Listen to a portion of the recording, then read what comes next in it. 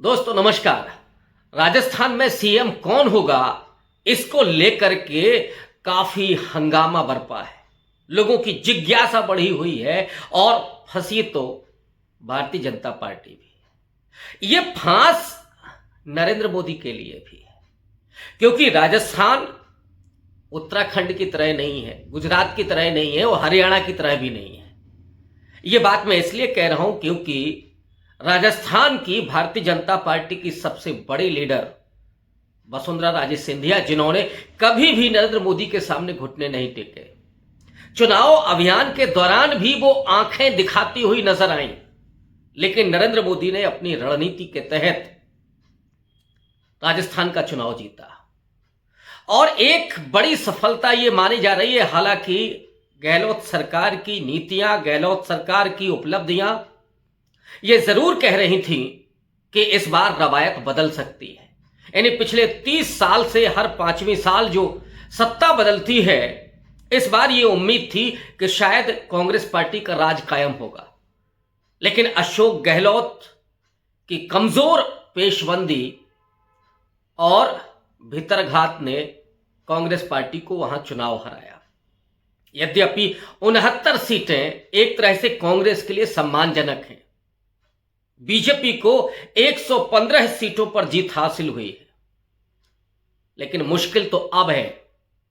नरेंद्र मोदी वहां किसे मुख्यमंत्री बनाएंगे, इसको लेकर के मीडिया में और तमाम राजनीतिक हलकों में चर्चा हो रही है। कई नाम सामने आए हैं। सबसे बड़ी दावेदार तो वसुंधरा राजे सिंधिया खुद हैं। कल उन्होंने 60 विधायकों के साथ मुलाकात की और आज वो दिल्ली पहुंची हुई हैं। इसके पहले जो 7 सांसदों को नरेंद्र मोदी ने टिकट दिया था, जिनमें से जो जीत करके आए हैं 5 सांसद, उनमें से 3 का इस्तीफा भी ले लिया गया है। यानी उन्होंने सांसद से इस्तीफा दे दिया है और वो विधानसभा में रहेंगे। दिया कुमारी, किरोड़ीलाल मीणा और राज्यवर्धन सिंह राठौर। लेकिन एक बड़ा चेहरा बालकनाथ योगी का, उनका अभी इस्तीफा नहीं लिया गया है, उन्होंने रिजाइन नहीं किया है। तो जिनका चेहरा ज्यादा आगे माना जा रहा था, क्योंकि वो यादव जाति से आते हैं, ओबीसी हैं, तो इसलिए उनका नाम आगे आ रहा था और ये समझा जा रहा था कि नरेंद्र मोदी उन्हें सीएम बना सकते हैं। दिया कुमारी और किरोड़ीलाल मीणा को डिप्टी सीएम बना सकते हैं। यानी एक अपर कास्ट, एक एसटी और एक ओबीसी, ये कार्ड राजस्थान में खेलना चाहते हैं लोकसभा चुनाव के मद्देनजर। लेकिन राजस्थान में इतना आसान नहीं है। इसीलिए अचानक एक और नाम अभी सुर्खियों में आया है, वो है अश्विनी वैष्णव का। रेल मंत्री, नरेंद्र मोदी के बेहद खास। हालांकि उसके पहले कई और नाम आए थे, ओम माथुर का, या उसमें कानून मंत्री का भी नाम चला, लेकिन वो सारे नाम अभी किनारे हो गए हैं और गोदी मीडिया पर अश्विनी वैष्णव का नाम अब आ गया है।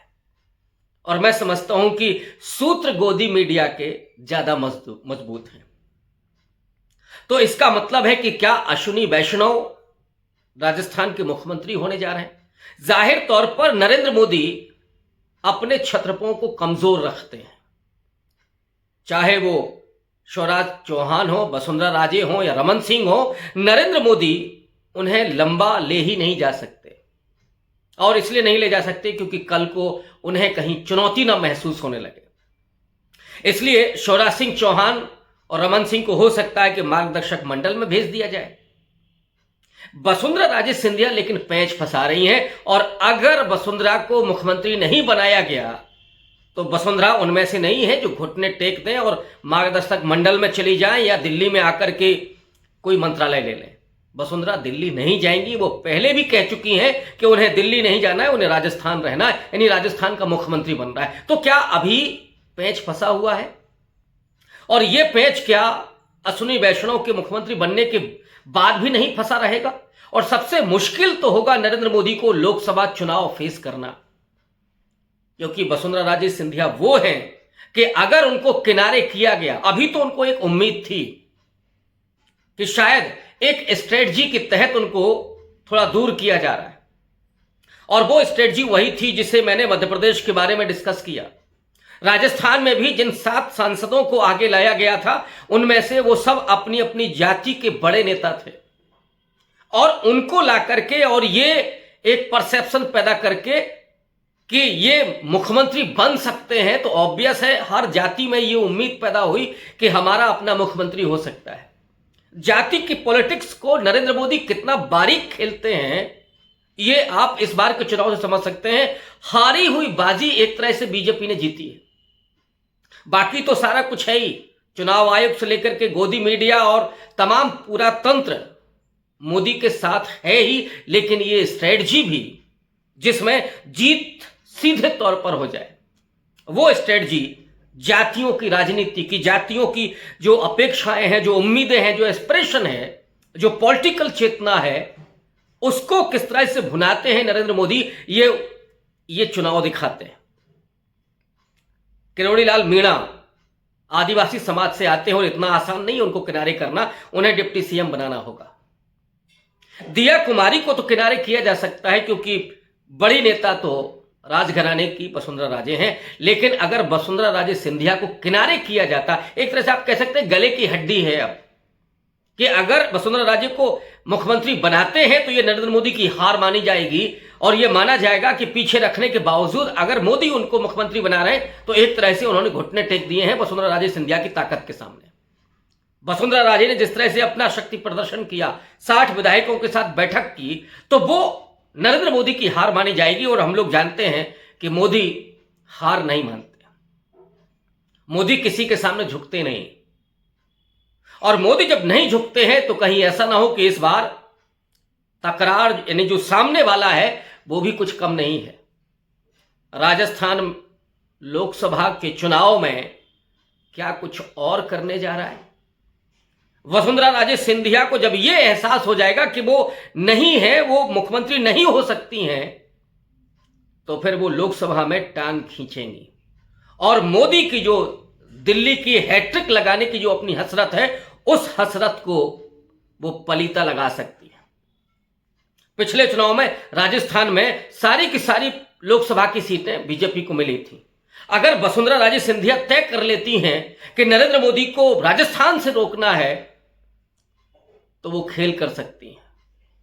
और फिर जो जिसको मोदी मैजिक कहते हैं, मैं मानता हूं कोई मोदी मैजिक नहीं है, ये केवल एक स्ट्रेटजी का हिस्सा था, और उसमें हार कांग्रेस पार्टी की थी जिसने अपने ही लोगों को हराना शुरू कर दिया। सचिन पायलट के जो तमाम समर्थक थे, अगर वो चुनाव मैदान में है तो अशोक गहलोत के लोग हरा रहे थे, और अशोक गहलोत के लोग थे तो सचिन पायलट के लोग हरा रहे थे, और गुर्जर तो वोट गया ही नहीं। तो कांग्रेसियों ने तो एक तरह से अपने पैर पर कुल्हाड़ी मारी, और अशोक गहलोत की अपनी जिद और कुर्सी से चिपके रहने की जो आदत है, उसने खेल खराब कर दिया कांग्रेस पार्टी का। वरना इस बार तो वसुंधरा राजे सिंधिया अगर एक्टिव नहीं थी तो भारतीय जनता पार्टी की हार सुनिश्चित दिखाई पड़ रही थी। अब क्या लोकसभा में यही मुसीबत आने वाली है नरेंद्र मोदी के सामने? अब एक चीज हो सकती है कि वसुंधरा राजे सिंधिया अगर नहीं मानती हैं तो उन्हें क्या 2024 तक मुख्यमंत्री बनाया जा सकता है। लेकिन वसुंधरा राजे सिंधिया एक कच्ची खिलाड़ी नहीं है, वो 2024 तक के लिए मुख्यमंत्री बनने वाली नहीं है।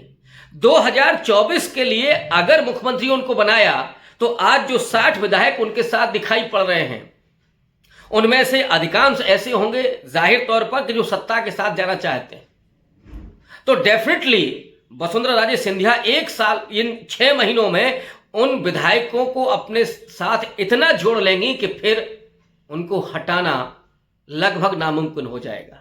इसलिए एक तरह से गले की हड्डी है नरेंद्र मोदी के लिए कि अगर वो वसुंधरा को नहीं बनाते हैं तो फिर लोकसभा चुनाव में क्या होगा उनका, और अगर 24 तक के लिए बनाते हैं तो फिर उनको उनके पद से हटाना आसान नहीं होगा। और इसलिए मुख्यमंत्री पद तय होने में अभी बेहद मुश्किलें आ रही हैं। हालांकि मैं इस बात को भी जानता हूं कि नरेंद्र मोदी वैसे ही समय लेते हैं।